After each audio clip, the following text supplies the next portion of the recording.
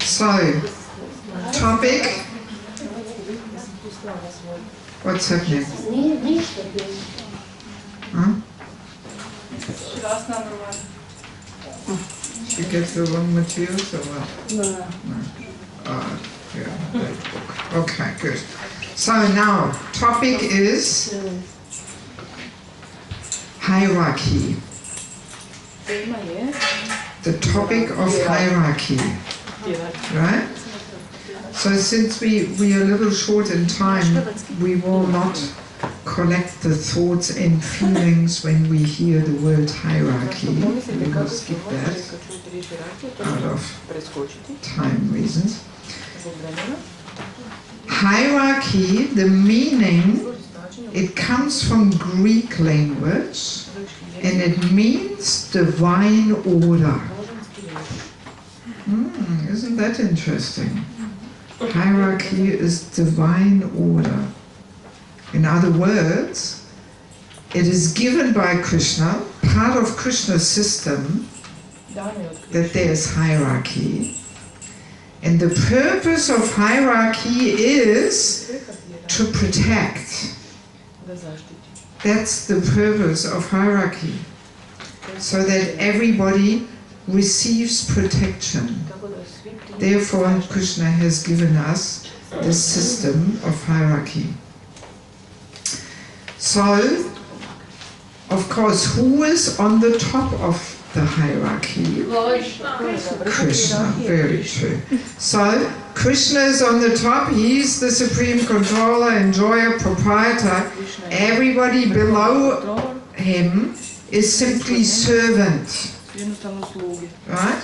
Serving according to his position, understanding his position of servant towards Krishna, towards the other living entities. So, that's Krishna's system. So in Krishna's system, higher and lower simply indicates who protects whom. That's the meaning of higher and lower. The flow, it indicates the flow of protection. Right? By the way, this is why women are considered to be a lower birth. Right? Yes. It simply means, it does not mean, or it's bad, or not valuable, or less fun, or whatever. No, no, it does not mean that. It simply means that indicates the protection. You know, the flow of protection. That's why she has a lower birth, so that the man can protect her. That's all it is. Actually, Shivam Swami almost ordered me that I should put some books together about this topic. But at the moment I just can't find the time. But I've started to write some articles sometimes and I put them on Dandavats. You know the website Dandavats? And once I wrote an article about this, the lower birth of women, trying to explain why it is lower, We are so conditioned. I mean, it was amazing. People just could not understand. The comments I was getting. No matter how hard I tried to get the point across, because we will see in materialistic culture, higher and lower has a different meaning. But in spiritual, in Krishna's system, it means something different. There, higher and lower simply means who protects whom. So, now we're coming to the Varnashram here. Brahmanas, Kshatriyas, Vaishyas, Sudras. That's the hierarchy. Meaning, Brahmanas protect the Kshatriyas, Kshatriyas protect the Vaishyas, Vaishyas protect the Sudras. It simply means who is protecting whom. to make sure there's stability and harmony there. Huh? Same with men and women. Men are higher there on the hierarchy, woman is lower. Because she needs protection, as we were reading. Woman becomes pregnant, she's dependent, she needs support, she needs protection. That's all it is. You know? That's Krishna's system. So in Krishna's system, higher and lower has a very different meaning than what we think from materialistic conditioning, what higher and lower means. Because when Krishna is removed from the top of the hierarchy, what happens then? You tell me, what happens then? Yes, everybody wants to be on the top. Everybody forgets that they are servant. And Krishna is the only enjoyer, proprietor and controller. And everybody wants to take Krishna's place. And therefore there's envy, competition, and. So, and the whole divine order turns into what? What does the divine order turn into? Chaos. Well, that's the end result, but what does it turn into? Exploitation, abuse, suppression. Yes. Because everybody's trying to imitate Krishna and exploit, become the supreme enjoyer. So, therefore, in that perverted system, higher and lower has a completely different meaning, right? Their higher means more fun, more sense gratification, a better life, more valuable. And lower means, oh, you're just getting the beating there, and you're abused and exploited, and you're nothing. Right? But that's a completely different understanding of higher and lower than in Krishna's system. Krishna's system doesn't have that meaning. You see? So, and because we have so much materialistic conditioning, you know, from all this propaganda around us, materialistic culture, therefore we, as soon as we hear woman lower birth, what's that? You're equal. You know, we understand it wrong. You know, because we think in terms of material higher and lower, and not Krishna's system. Right? Yeah, I tried to explain this in my article, but my God, you know, people... Yes, I was amazed. People just could not understand. Yes. That's when I realized, wow, this is so deep. You know, these misconceptions are so deep. We have to do so much internal work of transformation to understand Krishna's system. That the ears are blocked, the intelligence is blocked, you know, people can't hear. Yeah, it's amazing. It's amazing. See, and this is exactly what happened to the Varnashram system, to Krishna's divine system. Krishna was removed from the hierarchy, and the Brahmanas were exploiting the Kshatriyas were exploiting the Vaishyas were exploiting the Sudras, everybody was exploiting everybody and abusing and suppressing.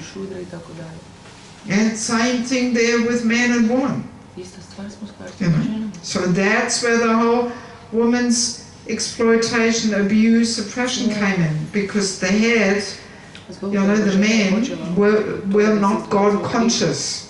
In Kali Yuga, you know, this is the general tendency that men, human beings at large, lose their God consciousness more and more.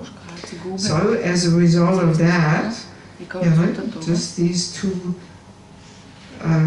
systems as an example, Varnashram, man, woman, became a suppressive system instead of protective system.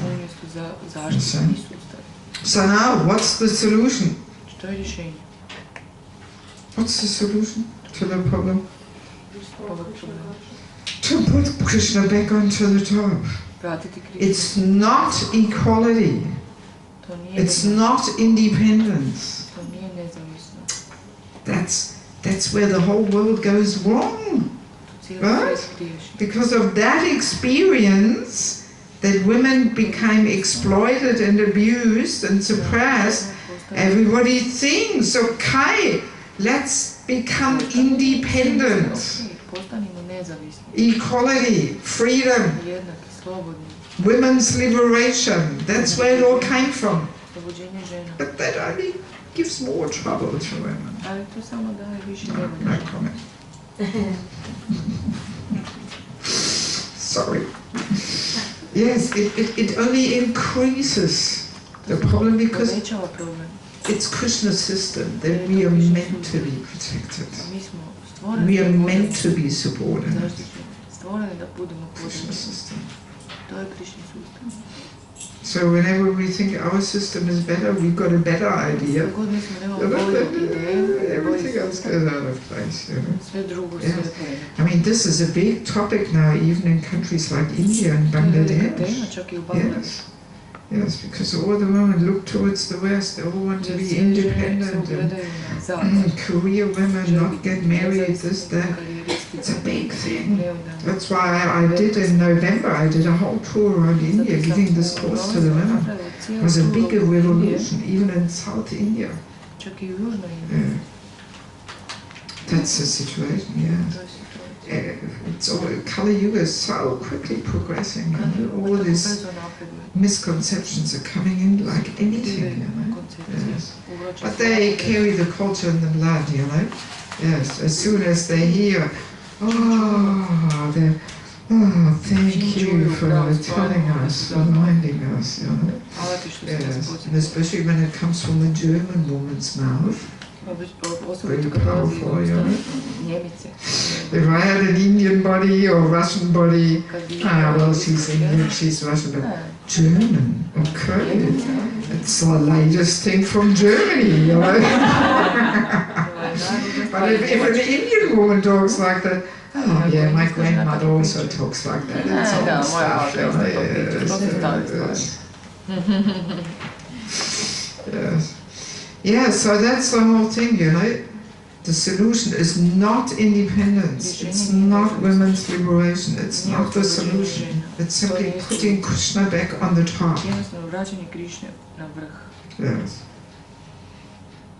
So, let it be clearly, you know, stated that yes, Krishna's system turns into exploitation when the top is not Krishna conscious. You know? Yes. I'm emphasizing that in the men's course. Just to make it clear, you men have to be Krishna conscious. You know? But we don't want to point the finger at the other gender, as we said. I'm just commenting on the side, just to let you know that, you know, I'm also telling them. I'm trying very careful, you know, but we want to have a look at our, you know, part we have to play, at our roles and so on, you know. Okay, so do we have any question about this topic?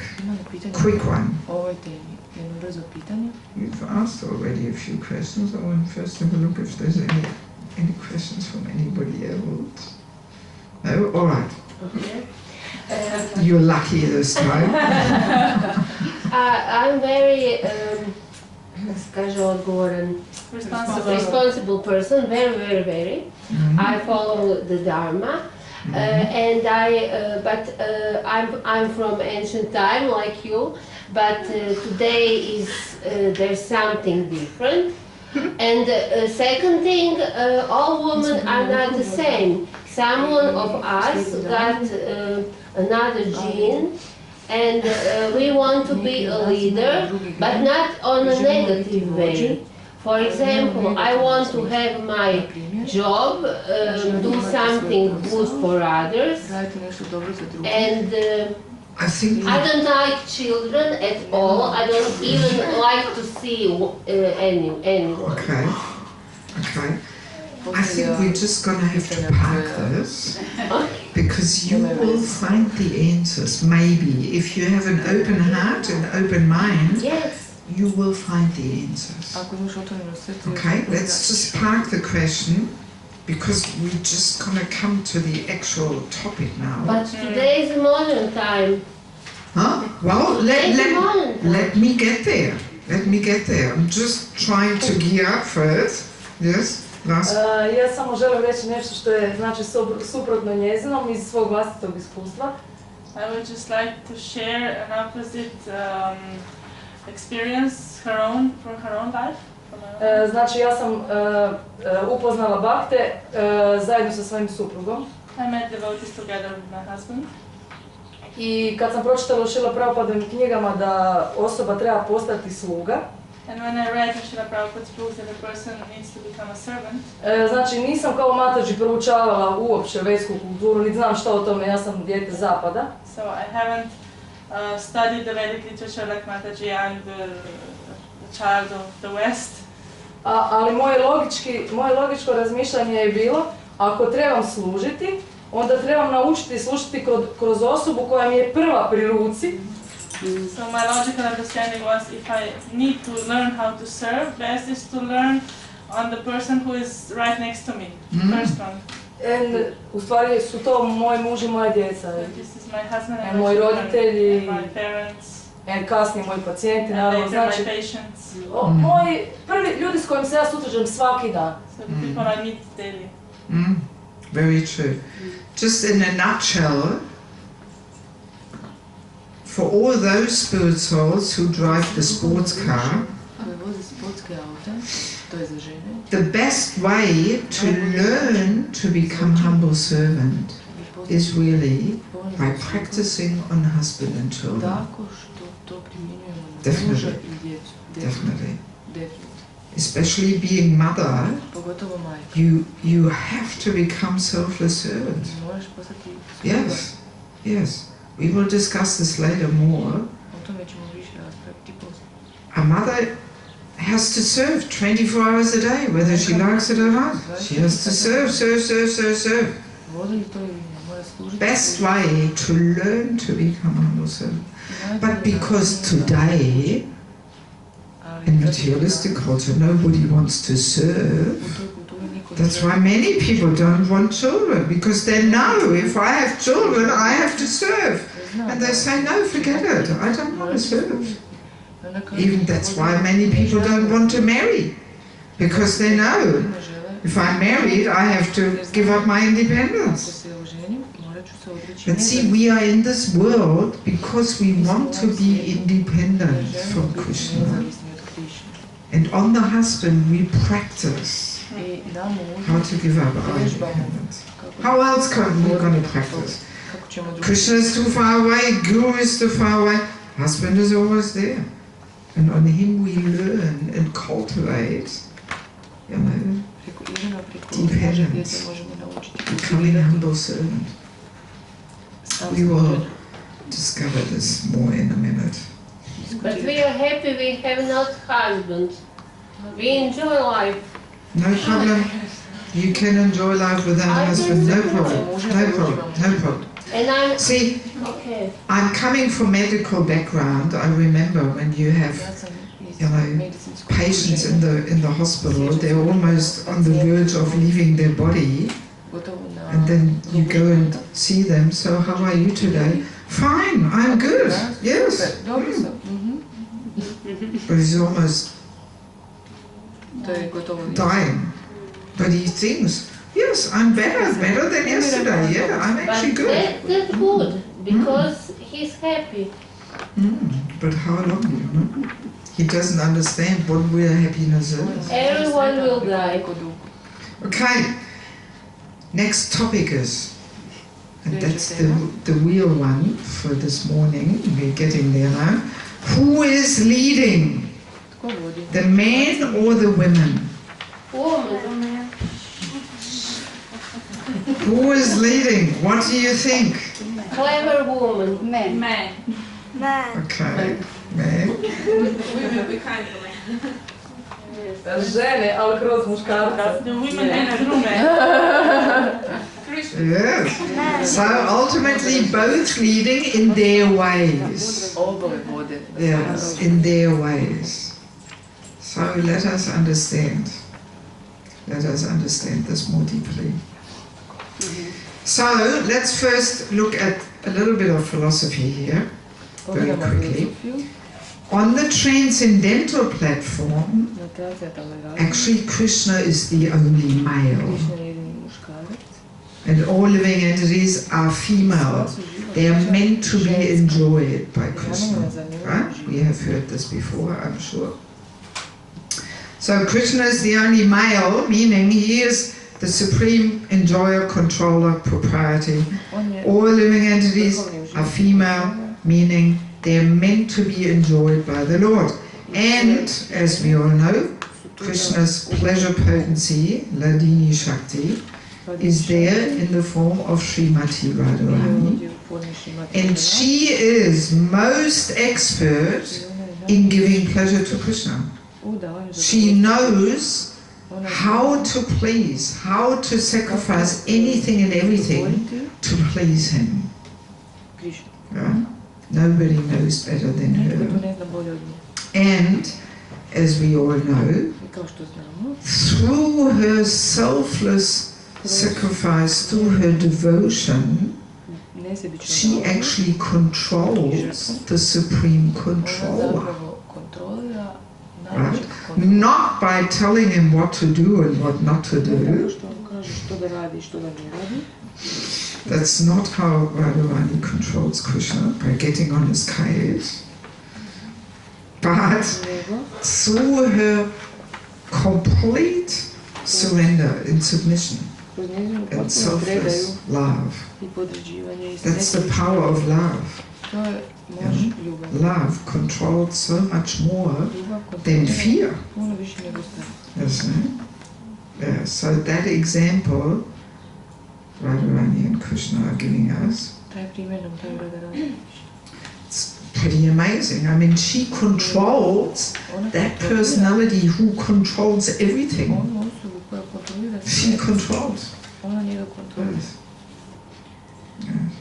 So, and the same principle, even Maharaja's lecture was a little bit connecting with that this morning. Same principle, in a somewhat perverted reflection, is there between man and woman in this material world. Same principle. Right? Yes. That man, as we said already, the tractor, is meant to dominate and lead and protect and provide, and women are meant to be the auspicious source of energy and inspiration. Yes. And the more expert a woman becomes in allowing herself to be the auspicious source of energy to men, the more she indirectly actually controls him. Yes, through her devotion, through her service. She actually conquers a man's heart. Yes. But this might take a while. You know? Like Krishna is also testing his devotee, how much, you know, he really selflessly serves, and the same, because he knows he doesn't want to just be controlled by just anybody. You know? He knows that he is controlled by his pure devotee, so he is very careful, you know. He wants to test.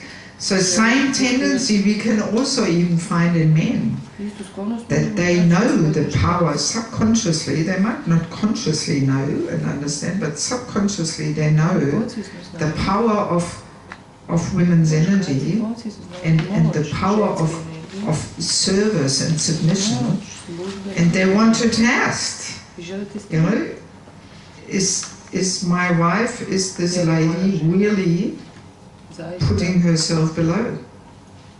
That's why in Grihastha seminars we give this advice. We say, for the first 10 years within marriage, the wife should say, yes Prabhu, yes Prabhu, yes Prabhu. And for the rest of the marriage, the husband will say, yes Devi, yes Devi, yes Devi. But it might take 10 years, or maybe even longer. Yes.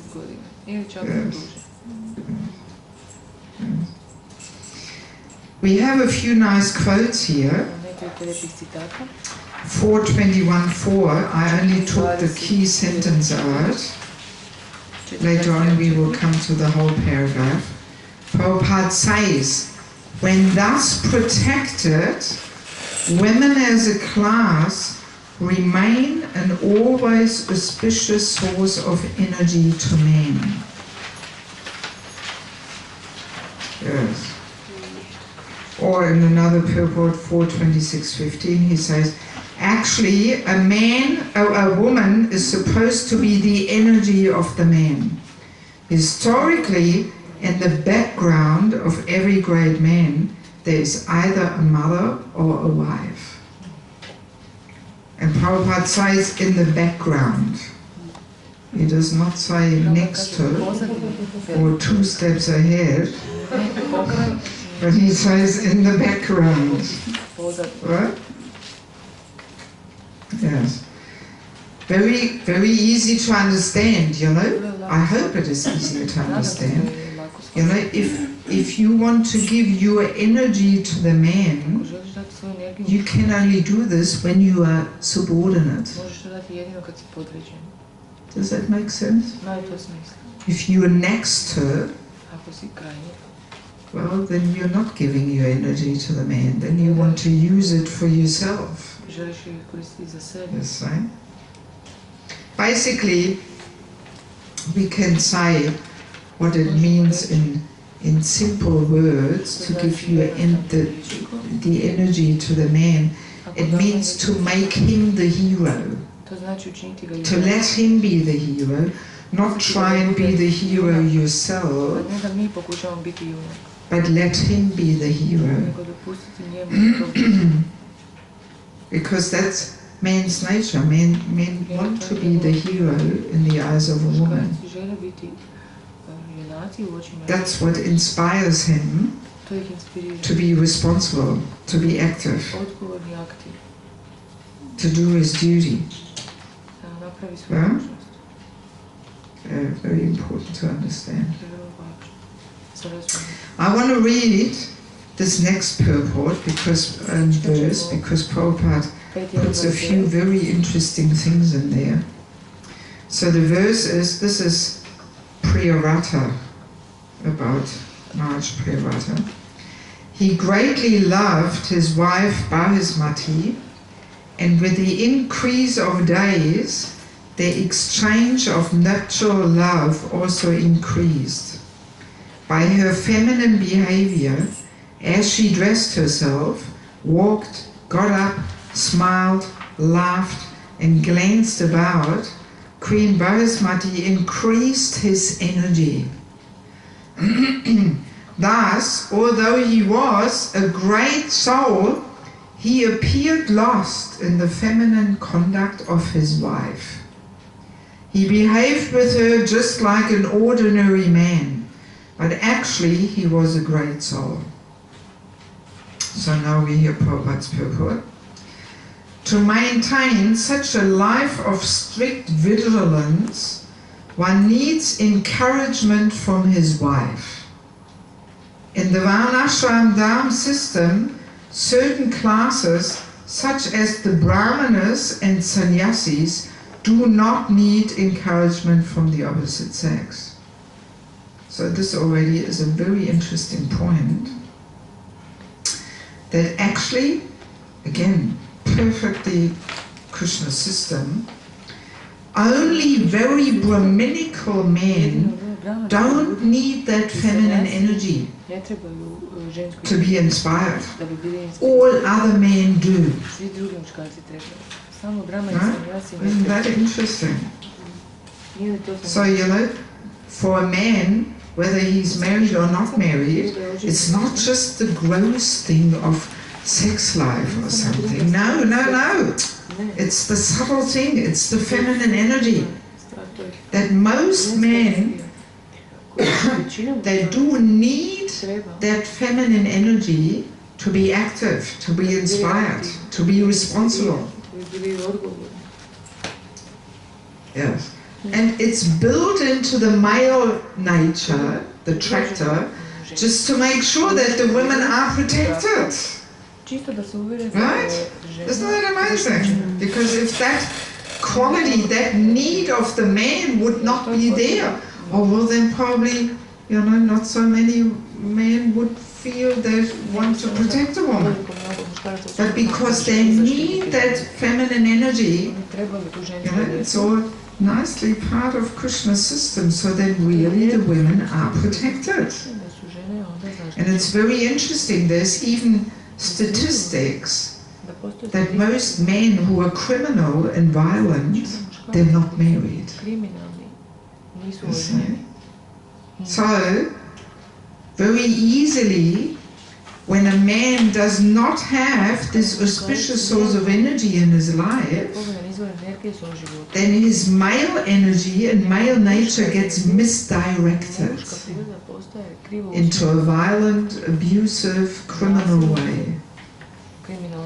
You know? And that feminine energy keeps him on track, so to speak. It directs his nature in a positive and constructive and uplifting way. Interesting, isn't it? Yes. No comment. No question. Sorry. Yes, so, you know, there's even statistics out there in the material world. Even the materialists have recognized these connections. Yes. How much men actually need that feminine energy. Yes. Like, if you Google a lady's name called Krista Mewes.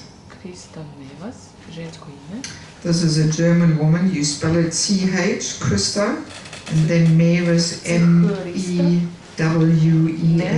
Mewes. She wrote books basically teaching the same thing like we are discussing here in our course. Even some non-devotees, some kami people, they get the idea gradually, wow, something is really going wrong in this world. You know, why do we have all these social problems and suffering and this and that, and it's getting worse and worse and worse. You know, so even, you know, people like her, she I can't remember what she studied. I have to admit, I haven't had the time to actually read one of her books, but one devotee in Germany gave me one, and I just quickly flicked it through, you know, just quickly. And I saw, wow, look at this, she's saying the same thing, you know. So even non-devotees realize. But Krista Mewes has no transcendental knowledge. She doesn't have any idea about Krishna's system. You know? And therefore, you know, she cannot really offer the world, you know, what needs to be offered. But we have insight, we have access to Krishna's system. So we have to understand it deeply and practice it. And then we can demonstrate to the whole world how human life is meant to be lived. Yes, that's the challenge we have to do in order to bring Lord Chaitanya Sankirtan movement further, you know. If we fail to do this, we don't get anywhere. We have nothing to show to the world, you know. Yes. Yes. Yeah, so that's the thing. When I gave the men's course last year in Germany, first time, after the course we were 20 people, 19 men plus me. Out of those 19 men, 4 realized, I better get married. I need that feminine energy in my life. Yes, yes, because it's a very common thing now that many men are afraid to get married for good reasons. Yes, they're afraid, but they're hanging in between. They're nowhere in any ashram. And this is the important thing, that we are meant to actually, as far as possible, fit into one of the ashrams, because every ashram has purifying duties, every ashram gives protection, and if we are outside of that protective system, not so easy to make progress. It's supportive, very supportive, this Krishna system of the ashrams, Yes, and I observe this all the time, I'm the kind of person, I'm always observing, analyzing, trying to understand, trying to get to the roots of the problem, And I see so many people are not properly situated, and they're hanging in the air type thing, they're hanging in limbo, And this is for both, for men and women. So that's Krishna's system, the men also, unless they're very Brahminical, not just having a Brahmin thread, but actually very Brahminical nature, and only such men should actually take sannyas. That's another reason why so many sannyasis could not remain sannyasis, because often they were actually not that Brahminical. They needed that feminine energy. Yes, yes. But it took us a few years to learn all of this. Huh? A few years. Yeah, well, 10, 20. even more than that, Yeah, so, alright, very important to understand. Only Brahmanas, only very Brahminical men, they don't need that energy. All others do. Yes, all others do. And if they don't get it very easily, maybe not absolute, but very easily, their male nature goes into a violent and destructive way. Yes. So the feminine energy and nature channels the male nature into a productive and uplifting way. So let us continue. Prabhupada's purport. Kshatriyas and Grihastas, however, actually need the encouragement of their wives in order to execute their duties. Indeed, a Grihasta or Kshatriya cannot properly execute his responsibilities without the association of his wife. It took me many years to understand this. I was always thinking, why does he need to? Couldn't understand, but it's a subtle energetic thing. Sri Chaitanya Mahaprabhu personally admitted that a Grihasta must live with a wife. So now we get an interesting point.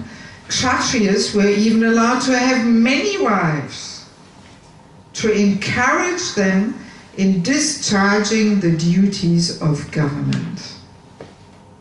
So another thing I did not understand for many years, because I was not reading properly Prabhupada's reports. I was just flying over it, not deeply understanding.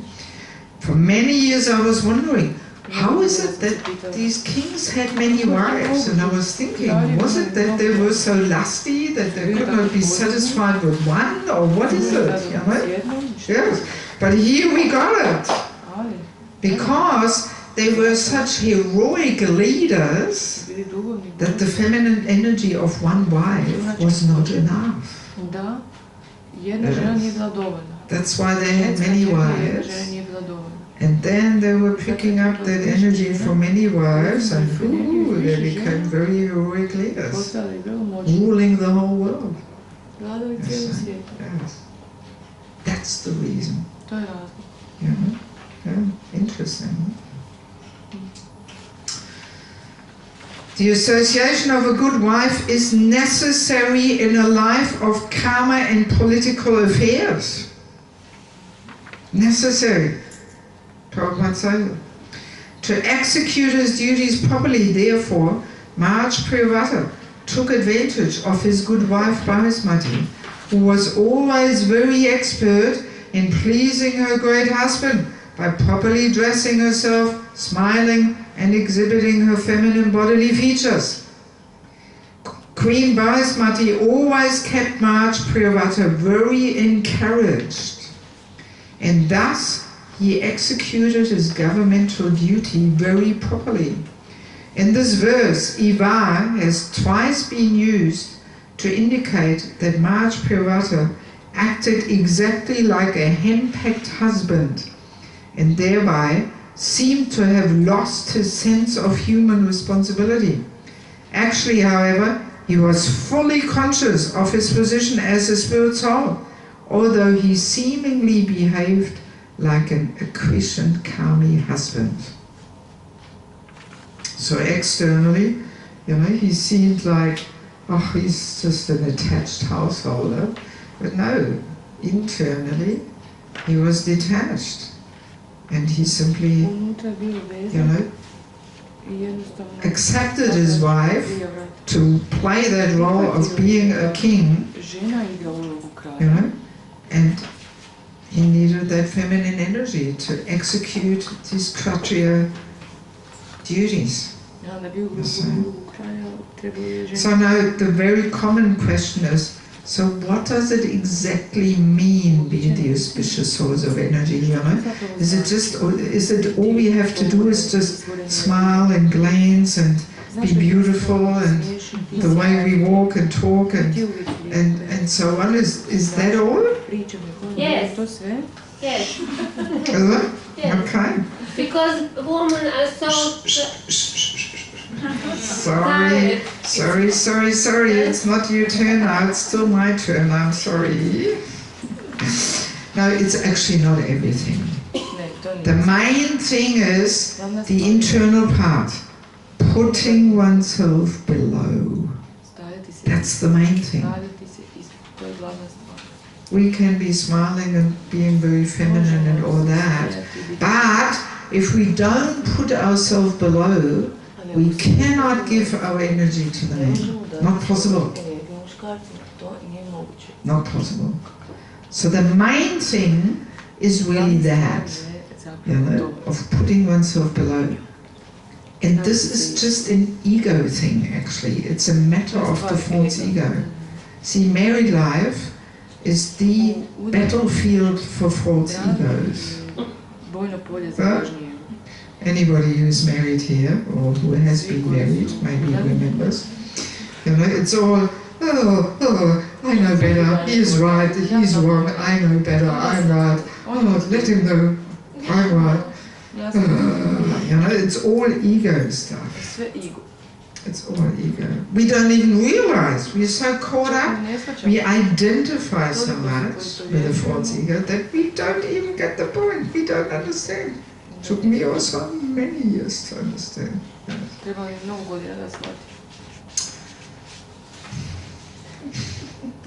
So I always say, the heart is for Krishna. We surrender to Krishna and give our heart. But we submit to the husband. We sacrifice our ego to him. Surrender and submit is the difference. Yeah? Surrender we do to Krishna. That means giving the heart. But we submit. We simply put ourselves below.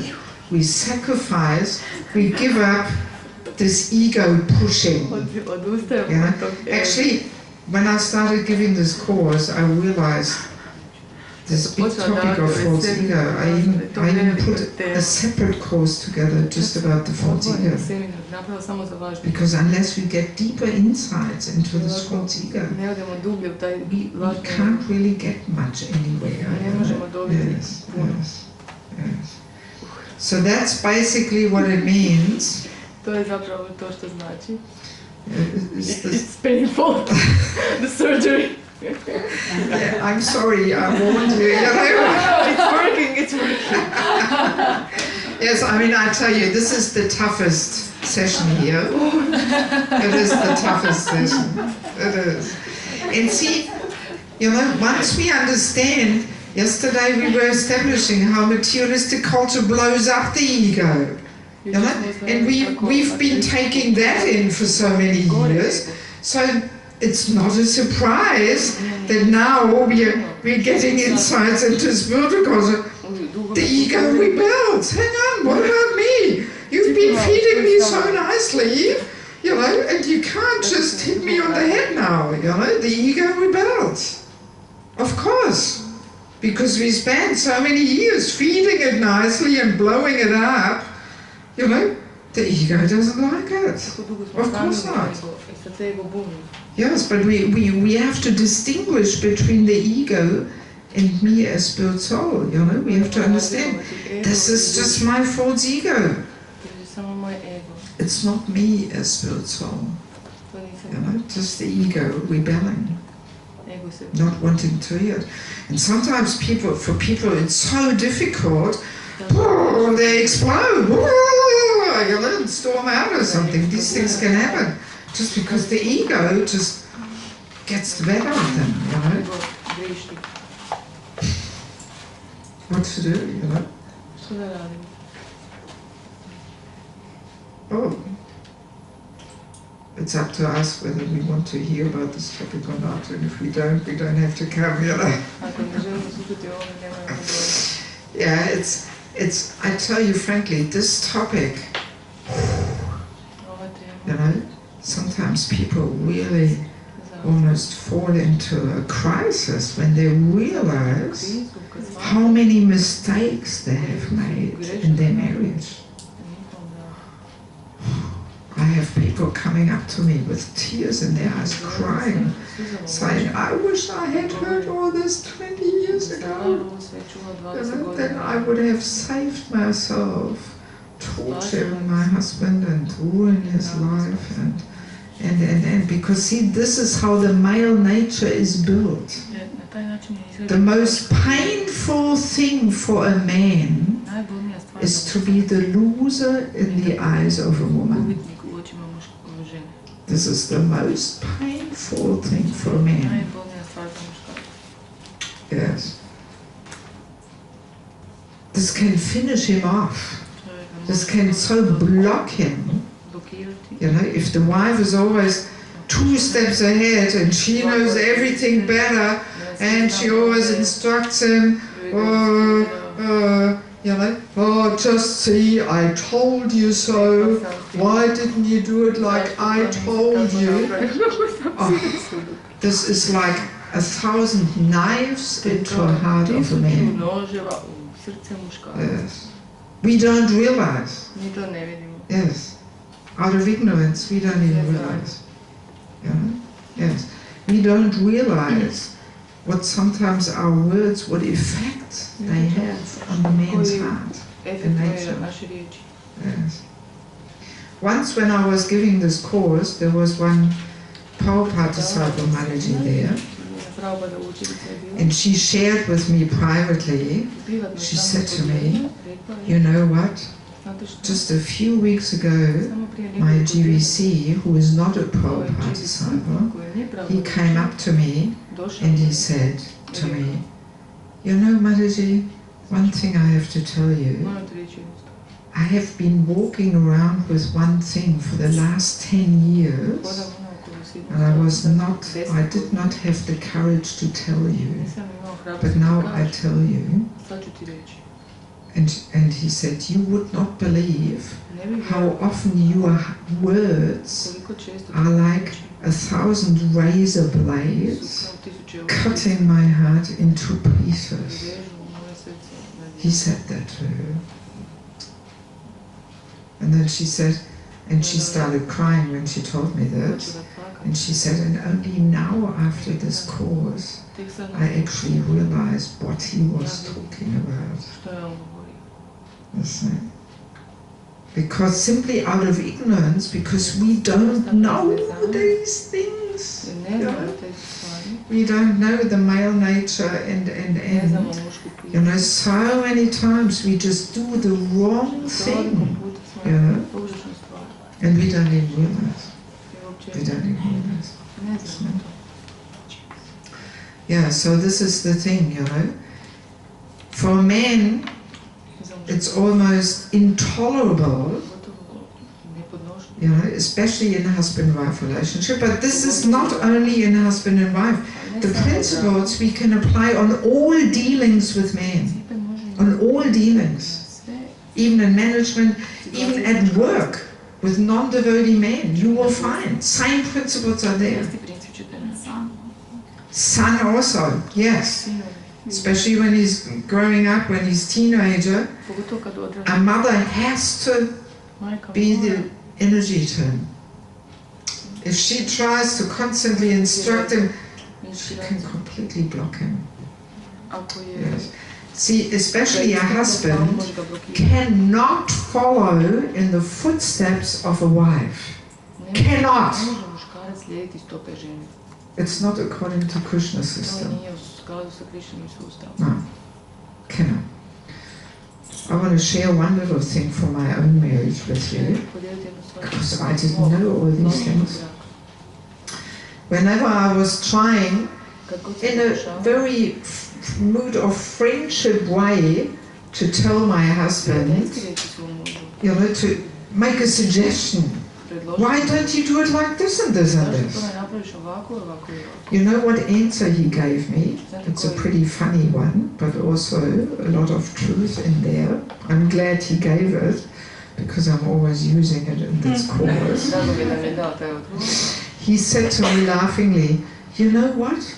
I actually exactly wanted to do that thing, but now you told me, now I can't do it anymore.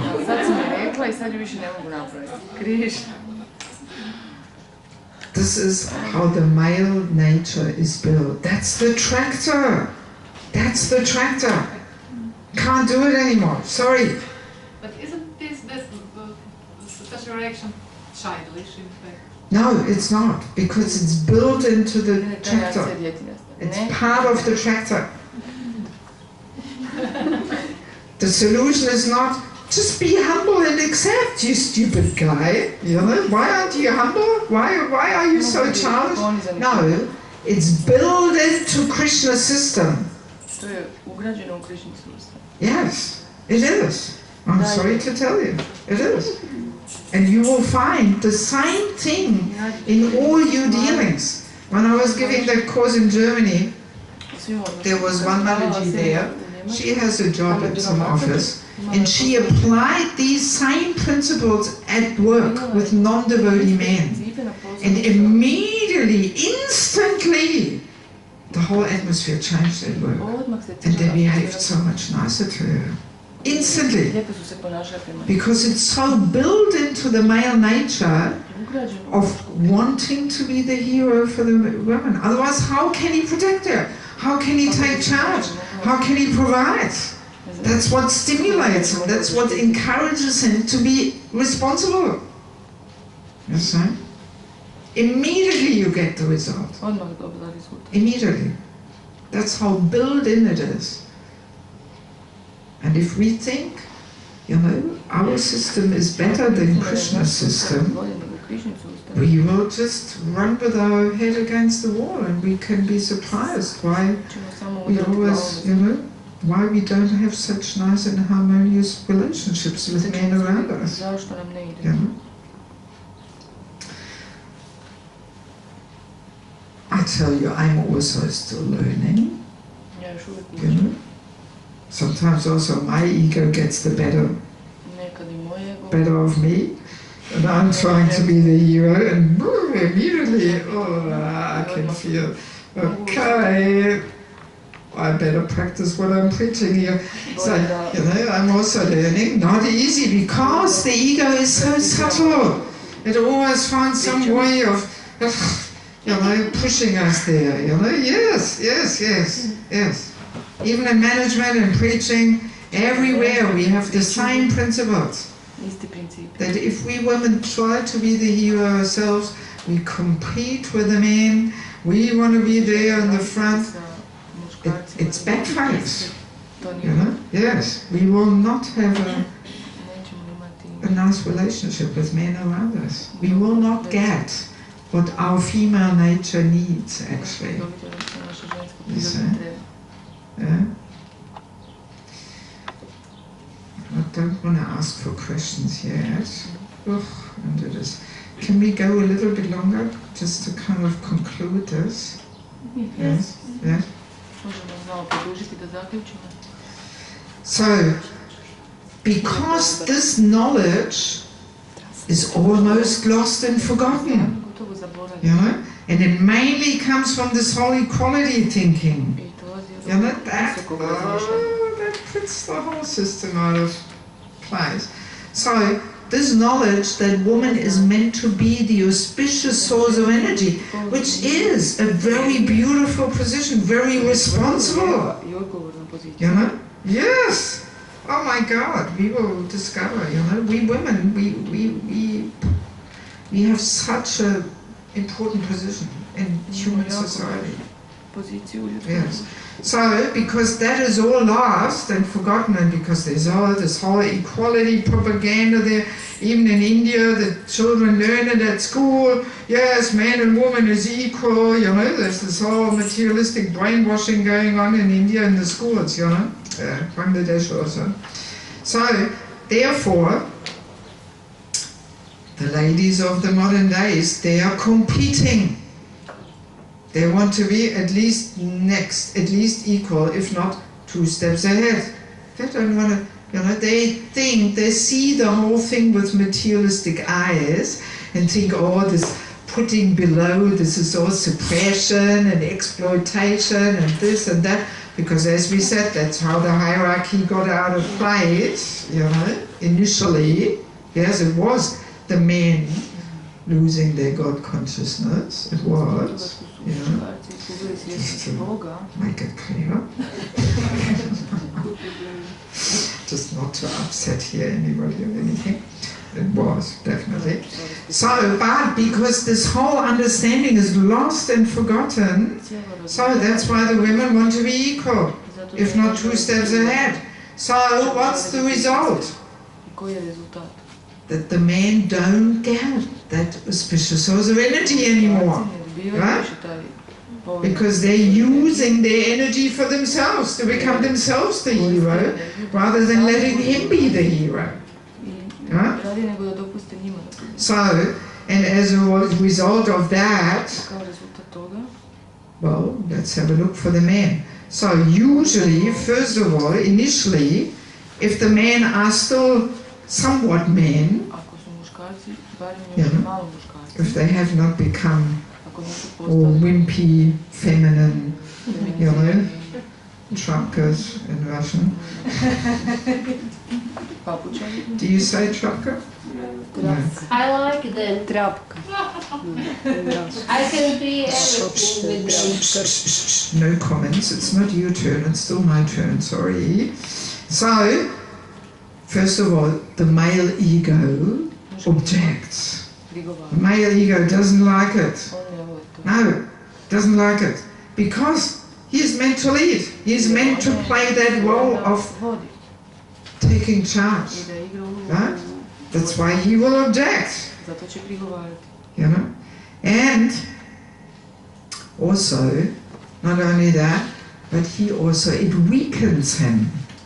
Because he's not getting that feminine energy to be a heroic masculine leader. It weakens him. Because as we said, the men need it. Unless they're very, very Brahminical, they need it. See, and that weakens them. And therefore, they become irresponsible. And as we said, easily it goes even into violence and abuse and all these things. And they just, become more feminine. And that's really what's going on in Kali Yuga, that the men, you know, find it difficult to be men and actually protect, provide and take charge. Also, it comes because, as we said, for the men, very, very painful to be a loser in the eyes of a woman. So, if a man sees, oh, a woman can do it even better, she's more clever, that makes him insecure. He's afraid that he makes the wrong decision, and then she says, oh, I told you so. Why didn't you do it like I would have done it? I could have told you this already right from the beginning. He's very afraid of that, and then out of fear of this pain, he thinks, all right, let her better do it. She knows it all better anyway, and I don't want to look like the fool in her eyes, so let her do it all. Right? And that makes him more and more insecure, more and more lazy, lethargic. You might know this from either your own life or some relatives, where the husband just becomes so useless and lazy, you know, and uninspired to do anything. So, and the real cause of it all is because he's not having that auspicious source of energy, because she knows it all better. She's 2 steps ahead of him. He can't be the hero. And this thing, I hope I'm not overdoing it here, you will have a lunch break to digest. I tell you frankly, this can completely block a man's development, materially and spiritually. Block a man's development, materially and spiritually. It completely deflates him. It disempowers him. It can even lead so far. I noticed quite a few examples like this, where he just becomes an alcoholic. He becomes so depressed, even Brahmin initiated. I know some examples like that, you know. Brahmin initiated devotees. She's Mrs. Purity, she knows everything better, she's 10 steps ahead of him, you know, and the poor man, he doesn't know any other way out except just getting drunk. And unless we understand the whole, you know, deeper knowledge here, we will of course take the side of her. We will say, well, you know, your husband is a nonsense, he's an alcoholic, just leave him. He is useless. Not understanding. Oh, it is the result of her unknowingly, you know, not knowing this important thing of her putting herself below and giving her energy to him. If we don't know that, guaranteed we're going to do the wrong thing. Guaranteed. Yeah? Yes, because we've got this whole materialistic propaganda in us that, oh, you know, we women, we have to be up there in the front, we have to show the world, you know, we can do it too. You know, that's the whole propaganda, materialistic propaganda. You know? Yes. So this is a really serious thing. Serious thing, really. Yes. That's why traditionally, you know, the marriages were always arranged in such a way that the husband is in all respects superior, all regards. That he's older, you know, 10 years older, 15 years older, is good, he's taller, he's more educated, comes from a better family, he's the breadwinner, you know, and spiritually more strong, you know. That makes it easier, because it is hard as it is for us women to, you know, be submissive and to swallow our ego, hard enough as it is. So if the husband is in all regards superior,